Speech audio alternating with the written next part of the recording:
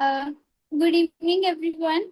Good evening, Subodh sir and Minish Good sir evening. and all the participants. I, Avneet Kaur, member of Sambhav Initiative and moderator for today's session. On behalf of organizing committee, I extend a warm welcome to our esteemed dignitaries and all the participants in this 2 weeks National Capacity Building Program on Family Laws, Code Practice, Procedure and Drafting, organized from 27 September to 9th October 2025, jointly organized by Sambhav Initiative, which is a campaign at pan India level, which is working towards alternative dispute resolution, free legal aid, and creating legal literacy among different groups of society. Sambhav Initiative was inaugurated by Justice K.G. Balakrishnan, former Chief Justice of India, and it currently headed by Patron in Chief Justice C.K. Thakkar, sir, former Judge of Supreme Court of India, and Patron of Sambhav Initiative, Justice M.R. Shah, sir, former Judge of Supreme Court of India, and Justice Kurian Joseph, former Judge of Supreme Court of India, and in collaboration with Pro Bono India, which is working towards legal aid and legal literacy. Today marks the beginning of our program with inauguration ceremony of 2 weeks National Capacity Building Program on Family Laws, Code Practice, Procedure and Drafting. And we are deeply privileged to commence this series in the esteemed presence of Justice Subodh Shah Sir, former Judge, High Court of Gujarat and advisor of the Institute of Chartered Accountants of India, and Mr. Minesh Dubey Sir, Joint Secretary of the Supreme Court Bar Association, both of whom are joining us today as governing board members of Sambhav Initiative. Over the coming days, this series will be enriched by the insights of a diverse panel of legal luminaries, including senior advocates of Supreme Courts of India, advocates from Punjab and Haryana High Court, solicitors, vice chancellors of prestigious universities, company secretaries, and advocates of record. This carefully curated program will span across a spectrum of legal dimensions, including procedural and practical aspects of family courts, drafting techniques for petitions related to judicial separation, restitution of conjugal rights, maintenance and alimony, religious personal laws including Hindu, Muslim, Christian, Parsi, and Sikh marriage and divorce statutes, issues pertaining to child custody, guardianship, and domestic violence, navigating NRI, divorce cases, property rights, and role of alternative dispute resolution in family disputes. I request all the attendees to keep their microphones muted during this session. Now, I would like to invite Justice Subodh Shah, sir. Before that, I would like to introduce, sir. It is indeed my privilege and honor to introduce our esteemed governing board member, Honorable Justice Subodh Shah, sir, former Judge of High Court of Gujarat. Sir was the first advocate to adopt computer technology as early as the year 1985 and has been instrumental in implementing the project of computerization in New Gujarat High Court Complex, Supreme Court of India, Madras High Court, all districts of Gujarat, and the entire judiciary. We are deeply honored to have you with us today, sir. Over to you, sir. Yeah, thank you. Good afternoon to all students. Good afternoon, Minesh Dubeji. Uh, uh, See, the today's sessions is for me is just to give you introduction of family laws and family court and its procedures. So let us. Am I audible? Yeah. Yes, Okay. sir. Yeah. Okay. Fine. So let us start with overview of family law jurisdiction in India. So it's a constitutional basis. Family law in India is governed by personal law, which are derived from religious traditions, customs, and codified statutes. Under the Constitution of India, family matters fall under concurrent list, entry 5, list 3 of 7 schedule, meaning both parliament and state legislature can enact laws. Family law governs personal and domestic relationship like marriage, divorce, child custody, inheritance, etc. Then what is the source of family law? The family law refers to legal matters related to family and domestic relationships. In India, family law is predominantly based on personal laws, which are specific to various religious communities. The key areas of family law includes marriage, divorce, maintenance, inheritance, child custody, adoption, and domestic violence. It derives from personal laws like differently for different community like Hindus, Muslims, Christians, and others who follow their respective religious and laws under those religious background. The Hindu law is initially codified before independence, but after independence, it is mainly codified in the form of different enactments like Hindu Marriage Act, Hindu Succession Act, Hindu Minority and Guardianship Act, and Hindu Adoption and Maintenance Act during the year 1955 and 56, which are applicable to all Hindus, Buddhists, Jains, and Sikhs. Whereas Muslim law is even today governed by uncodified Shariat law, but there are some codified statutes like Muslim Women's Protection of Right of Marriage Act and Dissolution of Muslim Marriage Act 1939. Christians law is there separate for them, governed by Indian Christian Marriage Act 1872 and Divorce Act 1869. Parsis are governed by Parsi law, Parsi Marriage and Divorce Act 1936. There are some secular laws also. Special Marriage Act 1954, where civil marriage, irrespective of religion, is being taken care of, and Guardian and Wards Act 1890. Hindu Marriage Act 1955 governs Hindu marriages, while the Muslim law deals with Muslim marital matters. So also the Christian and Parsi marriages would be dealt with their personal laws. For interfaith marriages, the Special Marriage Act 1954 applies. In addition to personal law, several national laws such as Protection of Women from Domestic Violence Act ensure rights within family relationships. So also Old Criminal Procedure Code, where there is a provision for maintenance of women. So far as family courts are concerned, they are established under the Family Courts Act 1984. They have exclusive jurisdiction in matters relating to marriage, like validity, divorce, restitution of conjugal rights and nullity, etc. Property dispute between the spouses, custody, guardianship, and maintenance of children, alimony and maintenance claims by family members. And its aim is to provide speedy, less formal, and conciliatory forum for family disputes. Family courts have jurisdiction over these matters, excluding the jurisdiction of civil courts where they have been established. So wherever family courts is there, civil court has no jurisdiction. Thereby, family courts, wherever it is established, have primary jurisdiction upon such family dispute. Where family courts are not established, the jurisdiction of family court vested into district courts, and their district judges are exercising jurisdiction in absence of a family judge. The appellate jurisdiction of these family courts is High Court over family court and district court decisions, and above them under Article 136 and 32, Supreme Court of India. The key features, if we consider, these are religion-specific personal laws created diversity in rights and remedies. No doubt, there is a need of uniform civil code as conveyed under Article 44 Directive Principles, but it is yet to be fully implemented. In that case, all these different laws would not be in picture, and every Indian would be governed by this uniform civil code. But let us wait. It will happen someday. There is some overlapping of jurisdiction so far as family disputes or more particularly maintenance matters are concerned.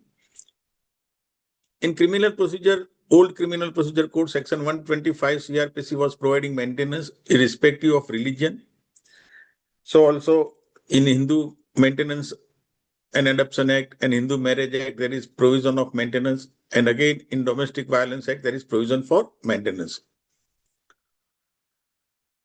One other difference so far as civil court and family court is concerned, is alternative dispute resolution, mediation and conciliation are encouraged within family courts.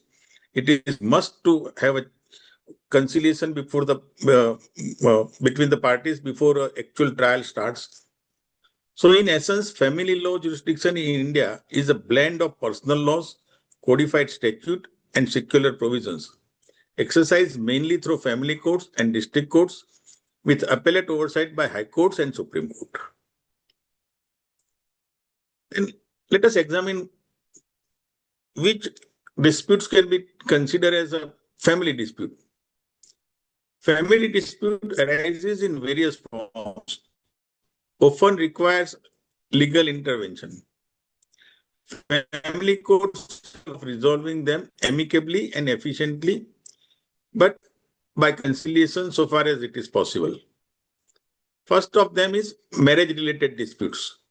Marriage and divorce, petition for divorce, either by consent or by mutual consent. Contested means without consent or by mutual consent. Judicial separation or annulment of marriage. There may be dispute regarding validity of marriage. Whether a marriage is legally valid means void or voidable marriages where there is an issue of age or some other problem factually or something, then some marriages may be declared void.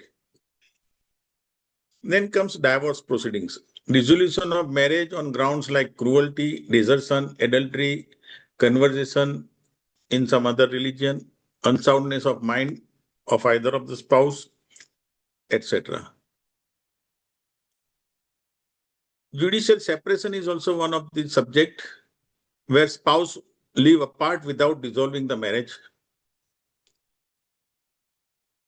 Similarly, restitution of conjugal rights when one spouse seeks a court's order directing the other to resume cohabitation, means to stay together with each other if somebody is neglected or deserted without any reason. One of the subject is nullity of marriage also, means declaration that a marriage never legally existed. Nowadays, all such issues are there before family court. Before a couple of decades, only divorce cases were there. One of the most common reasons people approach the family court is because of the rise in divorce cases. In India, every day approximately more than 1,500 plus divorce cases are filed. These are also not official numbers. It could be more than that. In certain cases, marriage can be declared void or a couple may opt for judicial separation. The disputes that come before family court are varied and deeply personal. Handling such cases involving divorce can be a complex and painful process, especially when children are involved. Sorry, just a minute. Let me just close this. In such cases, primary focus shifts to the best interest of the child, which is a paramount consideration in matters of child custody and guardianship. Adjudicate on maintenance and alimony claims as to ensure financial security for a spouse or dependent children. A growing number of cases are now filed under the Protection of Domestic Violence Act also, where quick action is required to provide relief and protection. So, a family judge has to see themselves as more than just adjudicator. They have to often offer the first line of defense for a person seeking safety and stability. Let us explore all such disputes one by one. Divorce. This is when a couple decide to legally end their marriage. Mutual consent divorce. This is like a couple agreeing to break up amicably. They both agree on all terms, who get what property, how the children will be cared for, and if one person will financially support the other or not. The court's role is simply to formalize their agreement. Whereas contested divorce means This is like a hated breakup where one person wants to separate, but the other does not, or they cannot agree on the key terms. Here, the court has to step in and has to make the decision for them. Then comes maintenance and alimony. This is about financial support. It is like a promise to help a spouse or a child after separation so that they can maintain a similar lifestyle and may not face financial hardship. The court decides the amount based on the needs of the person seeking support and the financial ability of the person who has to provide it. So far as maintenance to husband or wife is concerned, financial support claim based upon spouse after separation or after divorce. So far as child's maintenance is concerned, financial provision, it requires financial provision for upbringing, education, and welfare of the children. Even parents are also entitled to maintenance under personal law, and children may be directed to maintain parents if they ignore the parents. Then comes the issue of child custody and guardianship. Many a times parents fight for the legal custody or visitation rights of their children after separation or after divorce. Disputes over the legality and process of adopting a child will fall within this category. The custody rights would be determined that with whom the child will reside, whether sole custody of one of the party or joint custody, so also visitation right. This is about deciding where a child will live and how both parents will remain a part of their life after a separation. The court's single most important rule, so far as child custody is concerned, is the best interest of the child.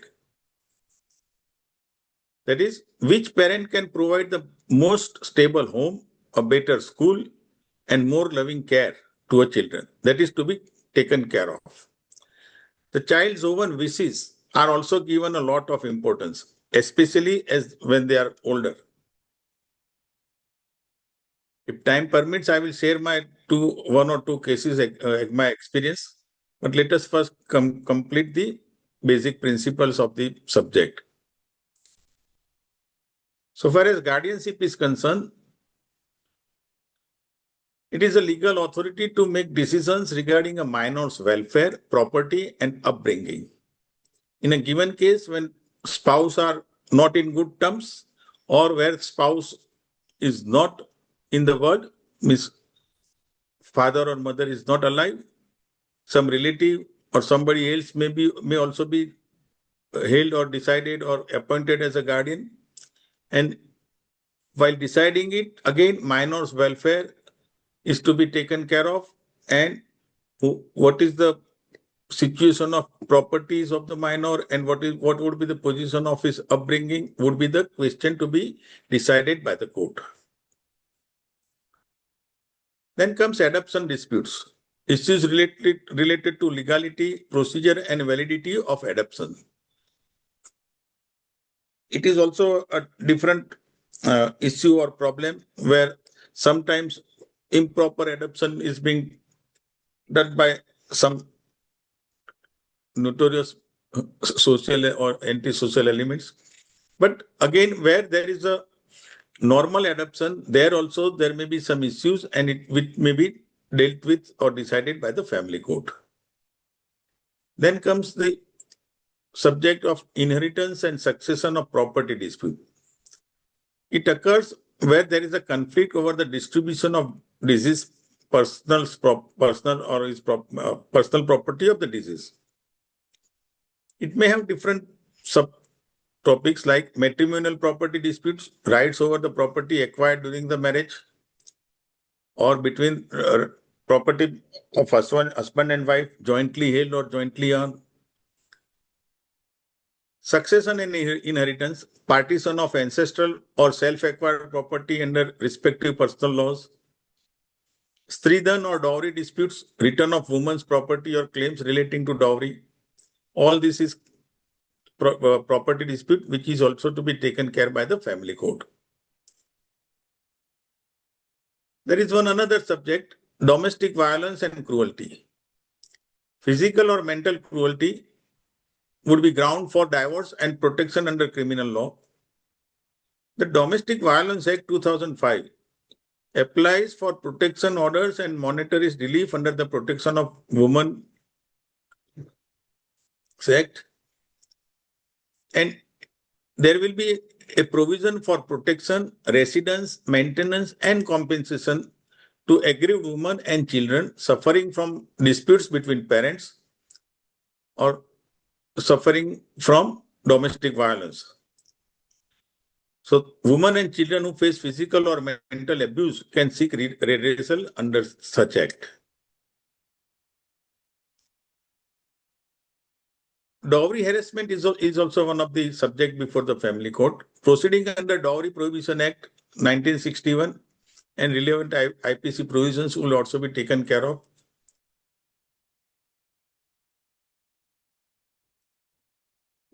Now, during present days, there will be one more issue like paternity and legitimacy of child.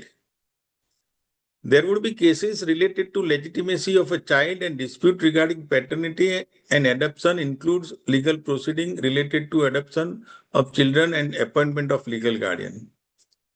Legitimacy of children, first of all, status of children born before or after marriage or outside wedlock. And because of such child, their adoption, dispute over legality of adoption, consent of biological parents or welfare of the child, this is also to be taken care of. In addition to those, there are few more dispute. Interreligious and intercaste marriage issues is validity of marriage under Special Marriage Act. Challenges arising from custom, community practices or family objections. Dispute over the division of matrimonial property. Settlement of dowry, meher in Muslim law. Civil claims like alienation of affection. Recently, Delhi High Court has said that there may be a suit by spouse against husband or wife for keeping relation with somebody else. The suit can be filed against that third person also for compensation. Guardianship of disabled or elderly dependents is also one of the issue. Guardianship of a minor child is one thing, and guardianship of disabled or elderly dependents is also a separate issue. Though principle may be common, but these are different disputes. And the most recent, disputes in most recent past, and which is increasing now day after another, is disputes relating to live-in relationship. Recognizing right under domestic violence and maintenance laws. So if somebody is living in live-in relationship, whether domestic violence and maintenance act would be applicable to them or not. So in short, family disputes broadly cover marriage, divorce, maintenance, custody, property, inheritance, adoption, domestic violence, interreligious conflicts. The scope is wide since family law intervenes both personal relationship and property rights. And as I said, by passage of time, few new disputes like dispute related to live-in relationship or some such other dispute may increase the burden of the family courts. So let us consider what is family courts. There is Family Courts Act 1984. It was enacted to establish specialized family courts to prompt conciliation and to ensure the swift, cost-effective, speedy and less formal justice in resolution of such family disputes. These courts operate under a simplified procedure, focusing on mediation and settlement, and thus to move away from the rigid, adversarial nature of traditional litigation before civil courts. This is not just a formality, it is mandatory and essential first step. Our court conciliators and mediators are expert in helping parties to find out common ground and, if possible, to reconcile.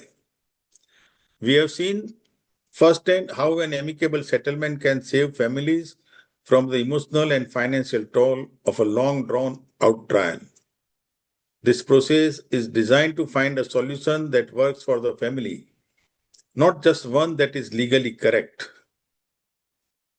The objective of the family court, the primary goal of the Act, was to provide a speedy, cost effective, and accessible forum for resolving family disputes by special court, encouraging conciliation and settlement before adjudication.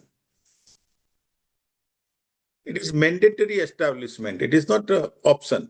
The Act mandates that the establishment of a family court for every city or town with a population exceeding 1 million. Government can establish it in other areas if needed. Under Section 3, state government, after consulting the High Court, establishes the family courts. Section 7 of the Act provides its jurisdiction.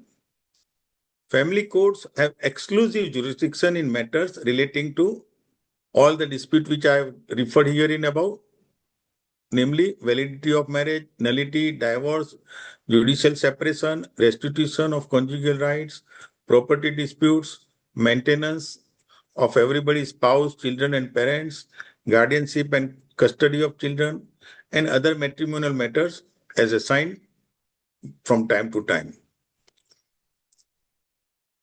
Unlike regular courts, process before family courts follow a simplified procedure. The focus is on mediation and reconciliation rather than lengthy litigation. Family courts are not bound by strict rules of Civil Procedure Code or Evidence Act. They follow summary procedure with flexibility. Counseling and mediation are emphasized before trial. In-camera proceeding, that is, private hearing not open to public, are encouraged for privacy. Lawyers may appear, but court may encourage parties to argue personally because practically Act doesn't allow the lawyers to appear. They can appear with the leave of the court only. And time-bound disposal is encouraged. Though delay exists in practice, but statute encourage time-bound disposal. The best thing is the Act focus on conciliation. One of the key features of the family court is to encourage reconciliation between the parties before proceeding with adversarial litigation. Section 9 of the Act provides that the court has a duty to make efforts for settlement between the parties through conciliation and mediation. And this is mandatory first step before trial proceed. It is not so that court may and may not. It is must. So far as judges, judicial officers in family courts are concerned, they are trained to deal with sensitive issues such as divorce, child custody, and domestic violence. They are appointed by state government in consultation with the High Court. Preference to those with experience in family laws, sexual issues, women and child welfare, and female officers are selected, given preference. Courts may also associate counselors, welfare experts, and psychologists. The Act simplifies the procedural rules also, allowing the court to adopt its own procedure to suit the circumstances of each case and to ensure a less adversarial environment. As I said, legal practitioners are generally not allowed to represent parties unless the court permits them. The decision of the family courts are appealable directly to High Court under Section 19 of the Act. But no appeal lie against interlocutory orders, and filing limitation to file appeal is 30 days.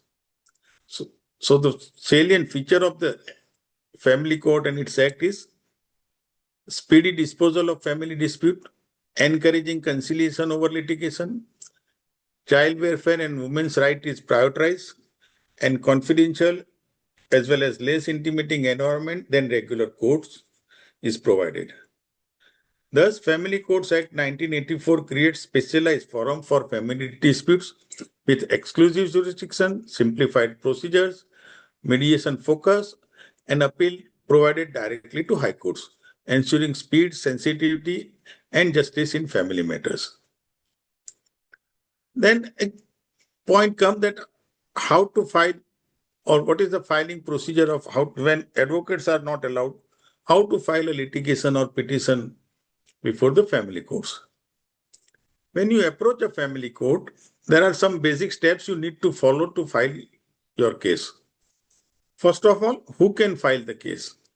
Any individual, husband, wife, child, parent, guardian involved in a family dispute can file a petition, whether it is a divorce petition, maintenance request, or custody issue. In some cases, even state agencies or guardians ad litem may file petition for child welfare. Place where to file such petition. The jurisdiction, territorial jurisdiction. The case is to be filed in the family court that has jurisdiction. Generally, this is the court in the area where the petitioner resides or where the marriage took place. But in addition to that, there are several other options also, like consideration of place of marriage for jurisdiction, place where parties last resided together, place where the respondent resides, or place where petitioner, in some cases like wife seeking relief, is reside. So far as females are concerned, they can file wherever they reside, or where marriage is solemnized, or where they last resided, or where husband is residing. There also she can file it. So there is no rigid rule of territorial jurisdiction also like civil court. Then what is required on day one to file such petition? So a petition or a complaint stating facts, grounds, and relief sought, supporting affidavit, verification of pleading, marriage proof, certificate or evidence of marriage or custom, identity proof of parties or children or all who are concerned, Aadhaar card or some other photo ID. And in case of different type of case, for different type of case, there may be different type of documentary evidence required, say for maintenance, income, property documents, for cruelty, medical records, or evidence of cruelty and violence, etc.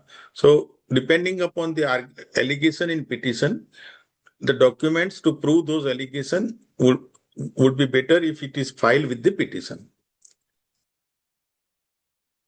So far as court fee is concerned, family courts typically have reduced fees in some cases or no fees at all for family related matters, ensuring that people do not face financial barriers.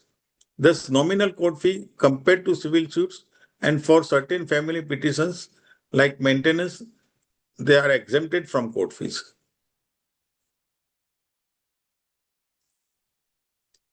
The nature of application or petition may range from petition for divorce, maintenance, child custody, or protection under Domestic Violence Act as the need of a victim may be. The process of initiating a case in family court typically begins with filing a petition, as stated earlier. While the exact procedure can vary from state to state, the general steps are: one is to draft proper petition, either personally or by help of the lawyer, narrating all facts and relief sought, then presenting it before the court, appropriate court. Thereafter, court will proceed it to call upon the other side, and then, as in accordance with law, which I will discuss in detail. Because before that, one another mode of filing is available nowadays, that is online filing through e-court system. In recent years, the judicial system has embraced technology, making it easier for people to file cases and track their progress online. The Indian judiciary has made significant strides in digitizing court processes through e-court project. This initiative provides services like online filing, Many states have implemented e-filing system where individuals can file their petitions online. This has significantly reduced the time and effort required for submitting documents and petition. By the way, in between, I will repeat what is said for in my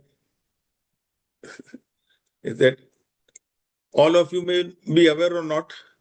This e-court project is started by me. E-filing in Supreme Court was started in 2007. Very less cases were filed initially. Even today, I am not sure how much cases are filed, but it is started since 2006, 2007, and it is a long roadmap. I have dedicated my couple of years, probably a decade, in computerizing entire Indian judiciary, where you are getting today online hearing, or you may be aware or not, Gujarat courts, all high courts and all district courts are online on YouTube. You can see live hearing of any case before the court, which advocate is arguing what and what judge is doing what. Everything is now transparent. So online filing, for example, you can file a divorce petition or maintenance application through e-filing portals. E-court system, under the National E-Governance plans, courts in India are being digitized. This includes case tracking. You can check the status of your case, get updates, and even view orders or judgments online. Here again, I will boast you something that in Gujarat High Court, I have started inquiry counter in the year 1997-98. I am providing all the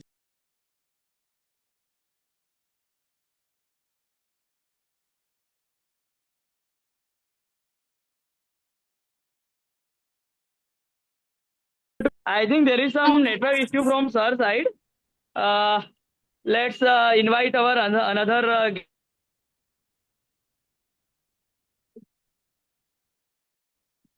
Uh, Thank you so much, sir.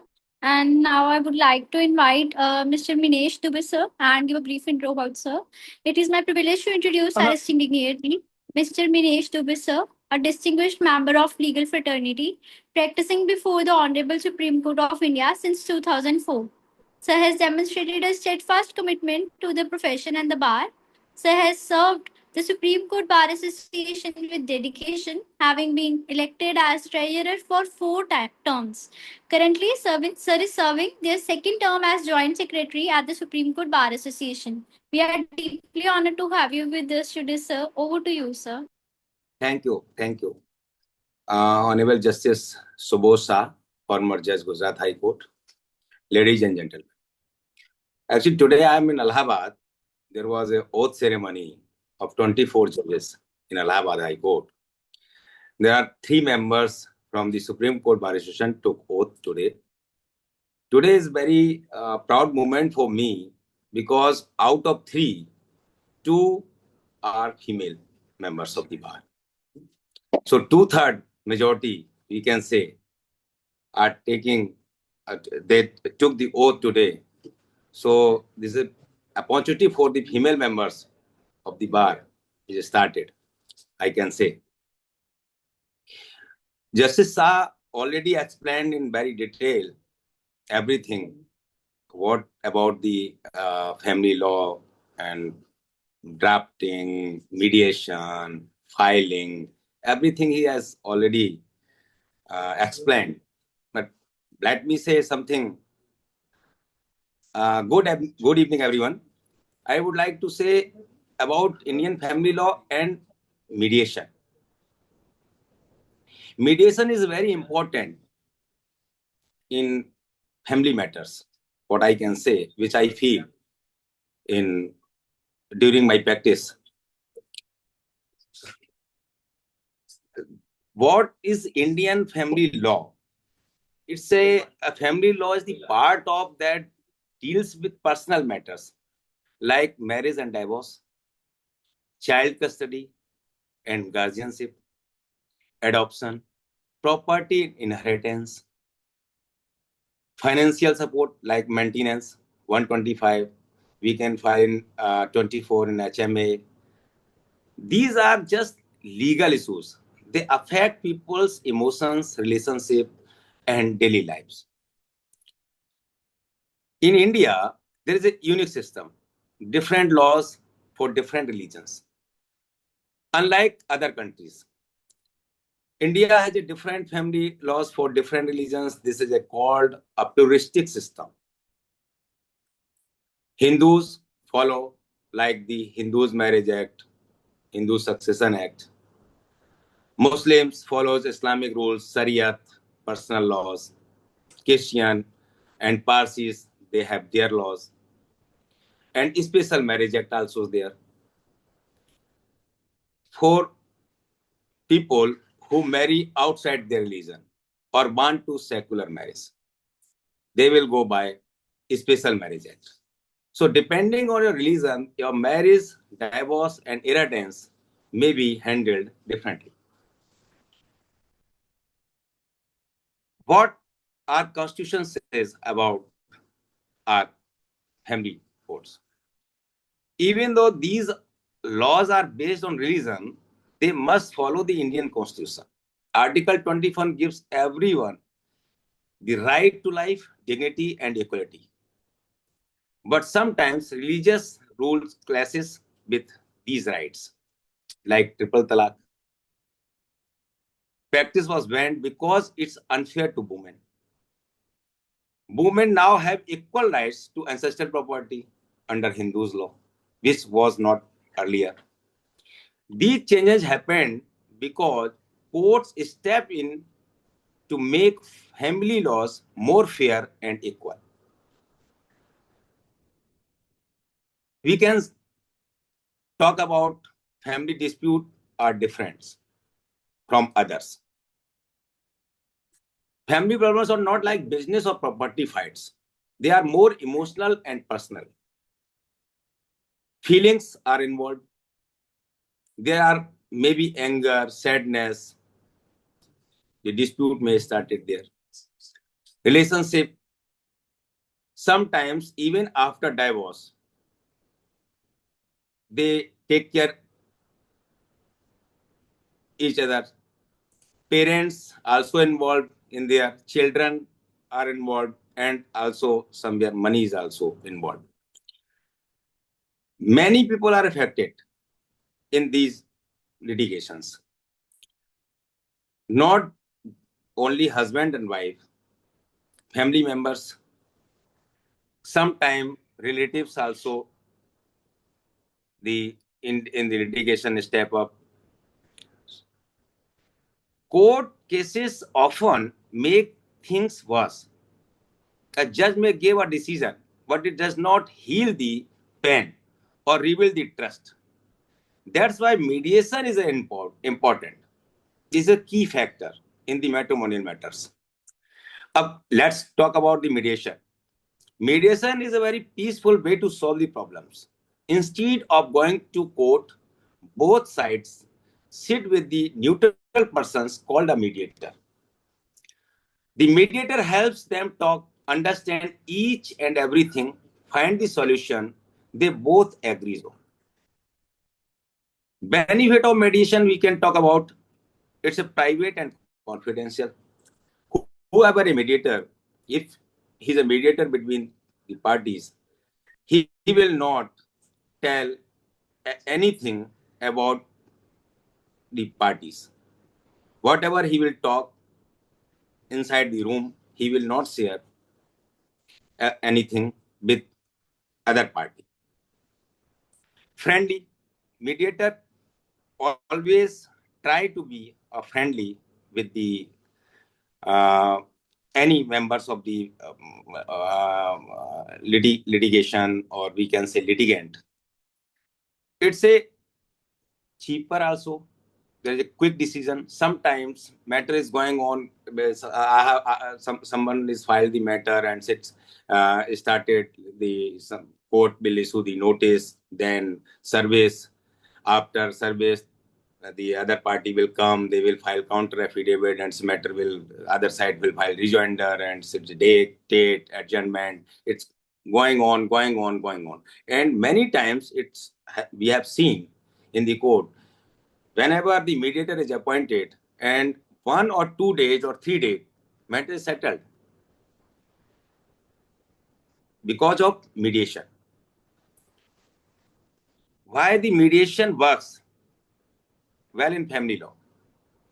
It saves relationships. Even after divorce, parents need to talk the children.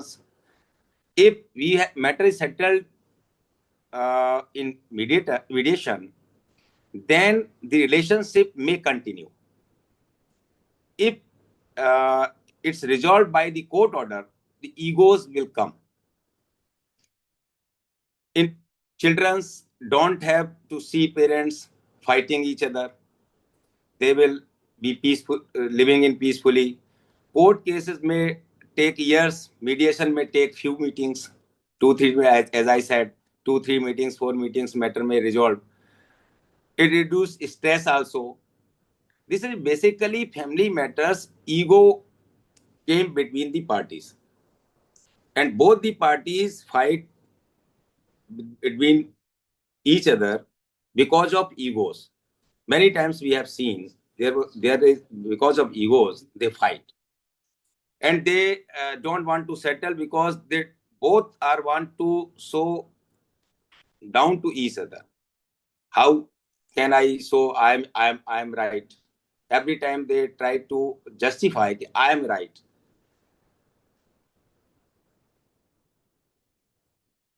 What about the law says about mediation? We have to discuss about this also. The section 89 of the CPC allows judges to send the cases to the mediation. In these days, we can see in every district court, high courts and Supreme Court, every courts are appreciating the mediation, and mediation is going on very well. In Supreme Court, there are around in today present time we can say around 6,000 are mediator under MCPC. Already mediator have trained mediator basically I can say.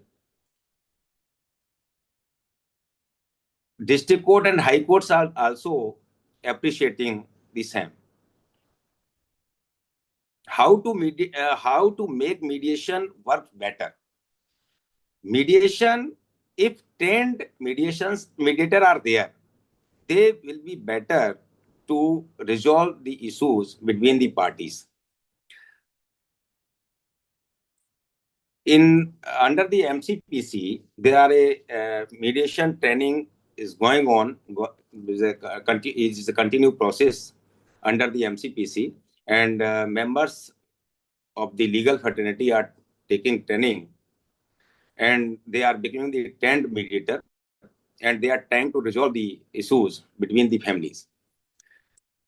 Court supportive judges should send the cases to mediation early. Sometimes court is not taking care about the mediation. It's create difficulties. If court will send the mediation immediately when if both parties are appearing in the court, that will be very easy to resolve the matter between the parties. And we need public awareness also. People should know that about the mediation. Legal aid, NGOs, and counselors must spread the words.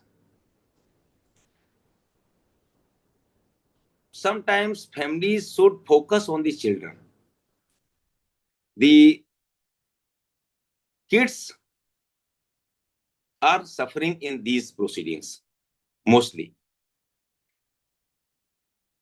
Counseling and mediation, sometimes people may emotional support before they can talk calmly. And counseling with mediation can help to resolve the issues. So in family matters, as I say, Justice Shah has already explained each and everything, but I will support here the mediation. One day, Justice Surkant has shared, Justice Surkant, judge of the Supreme Court, shared that the one matter he was hearing before the court, and matter was going on, and litigation was coming since last 28 years. there was not the matrimonial matter, there was the family dispute. So he requested both the parties to kindly go in the mediation. Both were not agreeing, but after persuasion by the Justice Surikant. Dubey sir, Yes, sir. sorry to interrupt in between. Actually, our today's main session guest is also joined. Surbi madam is there with us. So, can we conclude your session in next 2-3 minutes, sir? No, just I am concluding with this. Yes, please, sir. Please, sir. So Justice Thank you. Surikant referred that matter to mediation, and the matter resolved in 2 meetings. So the 28 years litigation resolved in 2 meetings. That's why I'm supporting the mediations. Thank you very much. Thank you so much, sir, for your very kind words and also to share about your experience pertaining to the family law with all participants. And with your presence, we are happy to start our day one session on the family law. And once again, on behalf of the institute, sir, Minis Dubey, sir, I extend my heartfelt gratitude to accepting our invitation and also grace our capacity building program. Thank you so much, sir. And sir, sorry, as we are time bound, what we will do in these 15 days, one day we will arrange your additional session so that participant will have more access of your knowledge, and they will be more beneficial. With your permission, sir. Thank you, sir.